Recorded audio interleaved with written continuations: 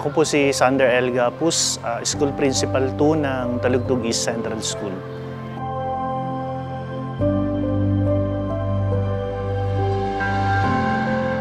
Meron kaming dalawang klase, yung Grade 4 Bonifacio at saka Grade 6 Earth na walang classroom talaga. Ginagamit namin yung maliit na makeshift room lang na ginawa ng mga parents para magkaroon lamang ng classroom yung aming mga bata. Dahil dikit-dikit, mainit. So hirap yung mga bata na mag-focus dun sa itinuturo ng teacher.